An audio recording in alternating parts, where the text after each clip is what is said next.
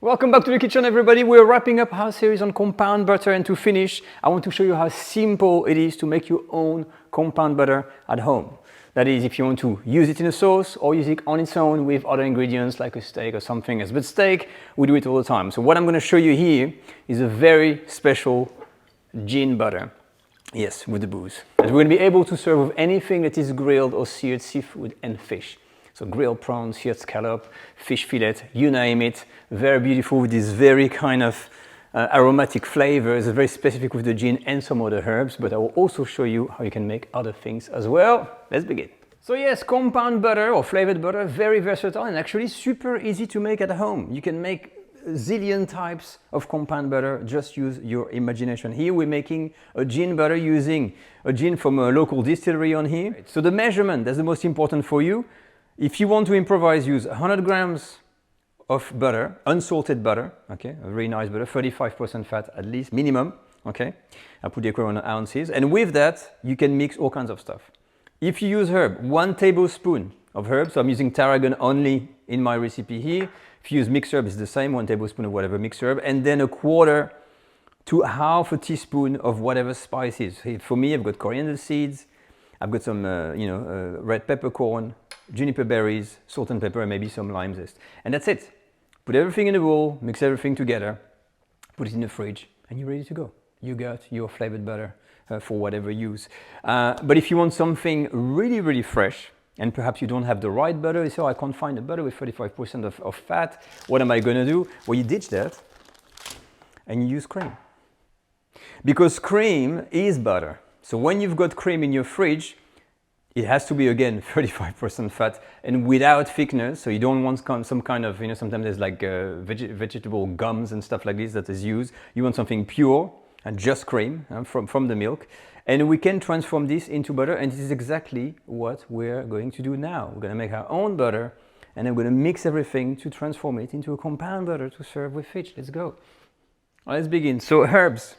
We've been there a million times, every single time. This is tarragon. So when you use herb, you always remove the leaves from the branches. So you can see that stick of tarragon. See this French tarragon, see there's that big branch. So really go and you remove these branches. You don't kind of start chopping that stuff. So once you've got pretty much just the leaf like this, we're then ready to chop. So giving a good chop, really thin. Perfect. This is how thin I want it.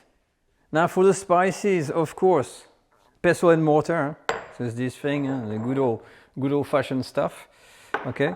And what I usually do, I don't measure too much. I'm going to take my, my teaspoon. I'll say, I want a bit of pepper, and I'm going to make a bit more than I need. And then I'm going to take from that, whatever I'm going to put in my butter. So I don't go strictly though. I'm going to put just one little bit of this, whatever. I think I want something with coriander, I want some juniper in there, and I think I want to taste the pepper, the peppercorn in here. Then very gently first, until you start to really get some kind of powder. So it's not, I do feel like a prehistoric guy, just discover spices in the field. Yeah, there's some spice, let's grind them. How easy was that? I got my herb mix, I've got the tarragon, I've got a little grater for the zest after, and you know my jar, I've got a 200 ml of cream. I don't think I'm going to get 100 grams of butter out of this, but let's do it, see what we get. And you see, making butter is super easy. And now let's make the butter. So if you have cream at home, you can make butter. I'm going to take you through the transformation. I'm going to be using here a stand mixer. You can do it by hand, but it's kind of going to take forever. So stand mixer with the whisk attachment, I'm taking all the cream, and I'm going to whisk it to the consistency of a whipped cream. Okay, medium or high speed, it's fine. Right, so here you can see the streaks in there. And we're almost there. If you want a nice and fluffy kind of whipped cream, typically you stop around here. So that's the whipped cream. Now let's go to the failed whipped cream. That means it's over whipped. So what's happening? If you try to make something at home and you're not too sure how far you can go, okay, you see that's enough. Let me show you. That's a failed whipped cream. So I'm zooming a bit more on here. You can see the failed whipped cream looks kind of similar, but it's very stiff. But most importantly, you can see this kind of almost like grainy texture. So if you spread it like this, and you can see there's a graininess to it. So now we're going to go from this, transforming this into butter. So here what you can do is to beat the heck out of it, even at high speed. Now when you're reaching almost the end, you can see what's happening in there. You got all these grains that forms. Okay, so now look at this, we're there, look at what's happening in the bowl. Suddenly it's full of water, there's grains everywhere, it's tumbling around, it's getting super wet, and you've done your butter. Let's have a look at the result. So you can clearly see that now you've got a beautiful butter. So this is actually the pure French style butter made directly out of cream. It's not a cultured butter. And all that liquid that you see here, that milky stuff, this is what's called the buttermilk, and this is what you use when you make scones and baking and pancakes in some countries and things like that. So we're going to reserve that in one bowl. I'm going to put this into a strainer. There's a final thing we need to do with the butter. So all what you need to do is to transfer the whole lot into, like we throw a sieve into a bowl, and then you got the buttermilk on here. And for your butter on here, what you need to do is to actually press it and work it into a sieve or something like this to extract some, you see there's some leftovers you can see on here, see it goes down. There's still some buttermilk in here and we need to extract that. So take your time and you press it down with a spatula like this. If you have too much liquid under, you get rid of it and get the gist. So spend 1 or 2 minutes working your butter in there. So I'm done with the butter. I've been working it, and when you work it, what's happening is that it really softens. So as you can see now with a spatula, it's kind of easy to flatten and move around. But softened butter, the real one, this is actually too stiff. To know when you got a softened butter, what you need to check, you take a whisk, okay? And when you whisk it, it totally goes into a cream and you can actually whisk it and emulsify and whatever. I can't do that right now. So I'm gonna have to wait or keep on working it at room temperature until it gets really, really soft. So I'll show you that in a sec when it's done. After working my butter a little bit more, now we have what's called the softened butter. So the softened butter, look at this. If I take a whisk, I can turn the whole thing like this. And we can work it. And this is really what we want. So when you have this, now you can play. You can do whatever you want with your butter and you can put anything. So let's do what we have. So we had the tarragon, put a good amount of tarragon. We've got the spices that we had. If you want more, maybe a quarter of a teaspoon or more, a bit of salt in there. Okay.